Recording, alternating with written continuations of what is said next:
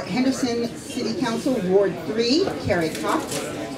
And thank you for joining us this morning on this rainy day here in Henderson. We will begin our questioning. Who would like to be the first panelist to ask a question? We're going to start with Mr. Robert Faust, veteran of the U.S. Army. Good morning, Ms. Cox. Thank you for being here today. We appreciate it. My question to you is, what do you see that you can bring to your position that's going to improve it? What's wrong right now, and what are you going to do to improve it? And could you give us a little bio real quick on yourself? Let's start with the bio, and then we'll restate the question. Thank you. Is this working? Mm-hmm. Okay. I'm a mother of 7. I have 5 grown married children. I have 8 grandchildren. I have spent my life in community service and in the service industry, from being a food server to being a child care provider. I have been PTA president, secretary. I've done HOA president and director. I was the assistant director of a children's arts performing group, which was a 501c, and so we did that out of for the love of it. I did that for 7 years. So I feel like I am qualified to sit as a city councilwoman in Ward 3. I am devoted and care deeply about Henderson. And now the question. Been there 21 years. The question is, what are you going to do? What do you see that's wrong with your district, and what are you going to do to improve it? Well, I think most importantly that residents and constituents need to know that they're heard. I feel like they go and they talk to our incumbent and he does not give them what they need. I don't think they're heard, and then I think he switches and changes what he promises. I will, if I give my word, I will follow through with whatever I've said. What I think is most wrong is that we just need to be able to communicate, work together, and make sure that we're all, I'm so sorry. Before we move on to the next question, those are platitudes. Can you give some specifics? Do you have a plan? Well, my plan is that we need to look at Henderson Strong. It's a very comprehensive plan that needs to be implemented over the next several years. We have 100,000 people moving into Henderson within the next 20 years, and we have to prepare for that population base that's coming in. We need to make sure that our land use is being handled correctly. We need to make sure that we are bringing in businesses to promote the cost of living raise. I feel like fire and police do deserve that. I feel like as a community, we've just become, at least in Ward 3, we've become disconnected from our leader, and that I have to present leadership that will allow things to continue to move forward and progress. We are not quite yet completely recovered from our economy, the damage that was done in 2008. We are trying. Henderson families are still hurting. I think we need to make sure that we're not raising home taxes to a level that they can't handle, and I don't really support any raising of taxes. I think we need to look at the budget and make sure that the budget's in line and that we've cut everything we can and that we're living prudently. I think a balanced budget is really important. I know they present that, but we have to have more income sources, more revenue. I think we need more businesses. Water Street is a huge concern for me. Okay, and we're going to move on to our next question from Mr. Haynes, Andre Haynes. On November 29, 2011, Henderson Mayor and City Council voted 4-0 at a special meeting with 1 abstaining in favor of Josh Reed.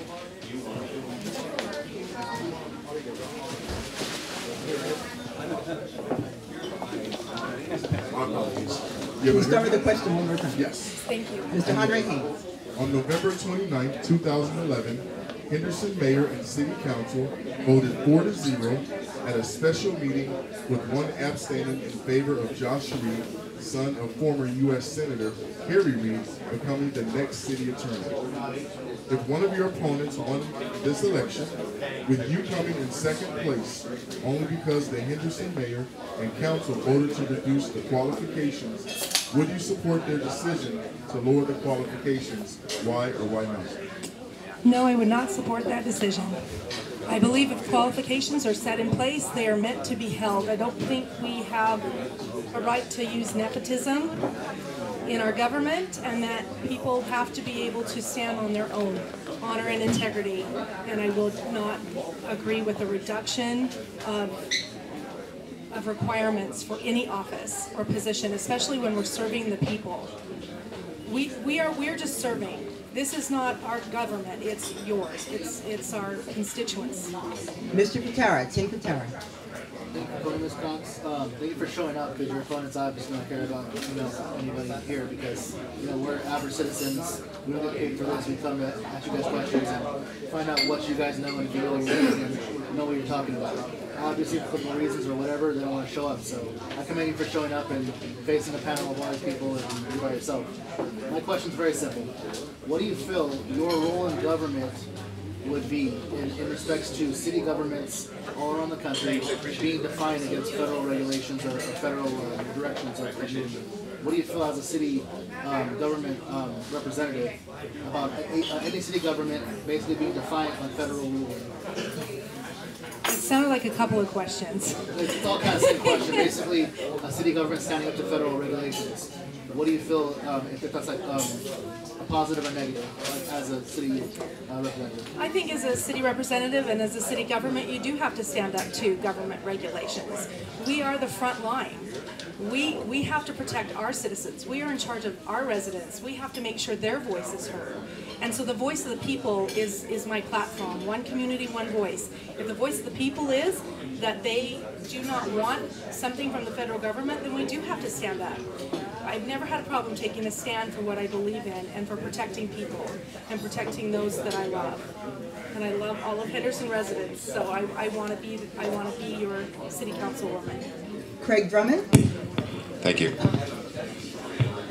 don't know why mine's louder. Anyway, first off, I also want to thank you for coming. We took out time out of our day to just try to figure out what's the right recommendation that we want to give as citizens, as veterans. My question, and I'm going to ask you the same question I just asked the mayoral candidates for the city of Henderson. Okay, I heard you say that you want to make sure that firemen and police officers are paid fairly, and I think everyone would agree with that.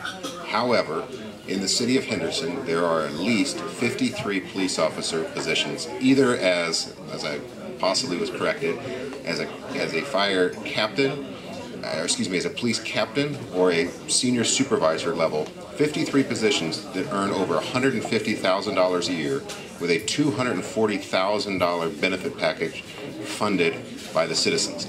As an outsider, that seems rather high at those levels.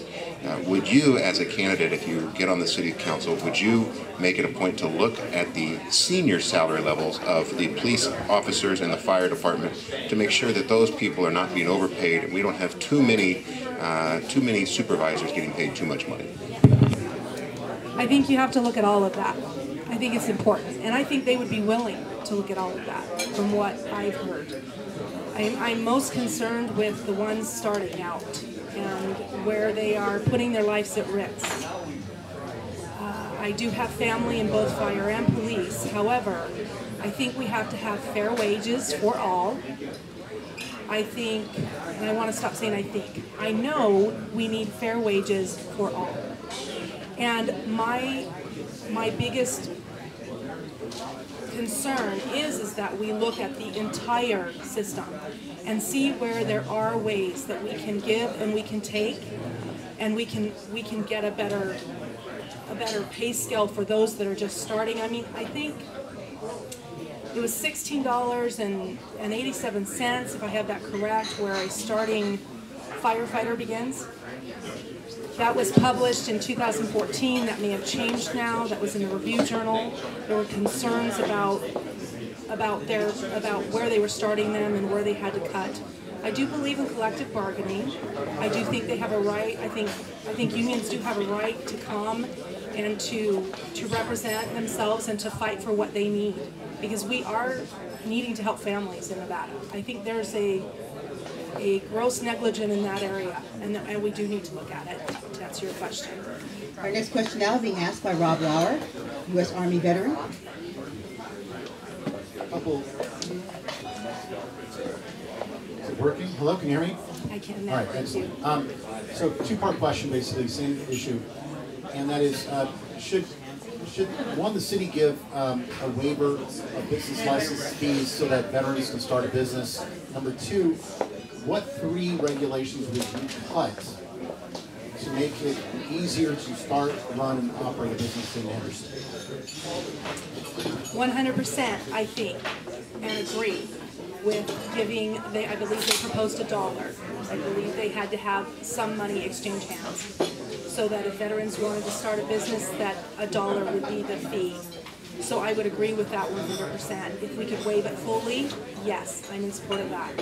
I think it's important for you all to know that my husband was with the Air Force, and he is a veteran. I completely support veterans, and anything that veterans need or would like me to pursue, I'm on your side. The second part of that question was what regulations I would change. I would like to say that I have detailed information about the businesses and how all of those regulations work here in the state of Nevada. I've lived here for 30 years, but I do not have that information. I'd be willing to look at the regulations and see whatever is holding back business and helping to remove or to lessen those regulations, because regulations kill business when they're too extreme. We need some, we have to have some, but we need to look at those closely to make sure that we're business friendly for all, especially veterans. I know the plight that veterans have. I know how hard it is to get jobs. I know how hard it is to survive with some of the challenges that veterans have. I am 100% here to help veterans and support any cause that you take on. Mr. Robert Faust. I asked my question first. Do we have any questions from the audience? Anyone in the back would like to ask a question of our candidate here, Carrie L. or Henderson City Council Ward 3? Sure, if you've got a question, Mr. Hamilton, not a rant. As you know, We've officially voted our stand. as you know, the city of Henderson has a swamp city hall. How do you plan to drain the swamp? What change? I think I will interpret that one for our audience if you're listening online. Mr. Hamilton is known for being a very, very strong critic of the ongoing city of Henderson. And he feels very strongly that there are big problems with the city of Henderson and city council and the way the city is being run. What is the criticism that you're hearing in the community as a private citizen moving around, and what changes would you bring? I hear mixed feelings and emotions throughout the community. I do feel like there's a lot of talk about backdoor deals and things that might not be completely ethical. That is one of the reasons I am running. I will tell you today that I am ethical, I have integrity, and that will not happen from me on my watch. We do have to work together, and I hesitate knocking current council people because when I win, I will be working with them, and I want to work with them. I don't want to alienate them. However, there are huge concerns in that area, and they have to be addressed. I think changes are in order. And I think what is most important in this election cycle is that that happens. That whoever gets in, I feel like it's going to be me, but whoever gets in has to be willing to look at the hard questions, ask the hard questions, get the difficult answers, and then act upon those to make sure that Henderson is a city that has integrity and character, and that we move forward so that we can help all residents progress. If I may, really quickly on business, it is important that you know that I do have a home business. But regulations for me in the child care industry and in the education industry are different than businesses across the board. I do own a business in Utah. I have a quick service restaurant. So I do have a business background. My son runs that. He's our GM. It's a family restaurant. And I'm committed to living here, and I have been for 20 years. But I did want you to know I do have business background, and I have no problem understanding regulations. I also have a paralegal background. So I can understand fully business regulations and what they mean, and act upon fixing and helping correct the errors that are made in those laws and those governing policies. I have just one quick question for you, and I also want to congratulate you and applaud you for showing up this morning. We put out the invitation to all of the candidates, and it shows how committed you are to getting your message out and actually coming out and interacting with people, and we deeply appreciate that. Was there any one thing that sparked, of all of the things that made you decide you wanted to run for elected office, was there one just moment where you said, this is why I need to run? Yes, it happened on the day that I decided to actually go through with it and go down and register to run. I pondered on this for 2 years, and I went back and forth. But I just decided that we have to make a difference, and the only way I'm going to make a difference is to take action. There's a lot of people that talk about things that are upsetting to them, that they don't like about our community, that they'd like to see changed. And I've heard and I've listened for several years about those. I've helped with campaigns. And I just feel like it's time for me to say, okay, put my money where my mouth is. Stand up and do what I feel is right. And that was my defining moment was, you know, I have a lot of character and integrity, and I want to bring that to the City of Henderson Council Ward 3, and I want to bring it to the City of Henderson as a whole. There's things that are just awry, and I feel I can make a difference. I do, and in fact I know I can if given the chance. So I hope I can be your candidate. I ask for you to endorse me and to support me, and I will always have an open door. Thank you so much. Thank you very much, Carrie L. Cox. And we have one more question from Tim Patera. So I want to clarify my question. I feel that was very vague. I'm going to get very specific because this is kind of my pet peeve is I hate inconstants. So here's my very basic question. The role of sanctuary cities. Do you feel it is ethical and constitutional even for a city government to defy federal regulations where it's lawful for them to do so? Even if your constituency is saying, let's say we want sanctuary cities, do you feel as a city council member you are constitutionally able or lawfully able to defy federal regulations as far as like sanctuary cities? No, we are not. Federal law, not Federal law, regulation. sorry, my fault. No, we are required to follow all federal laws, whether we agree with them or we don't. We must follow federal law.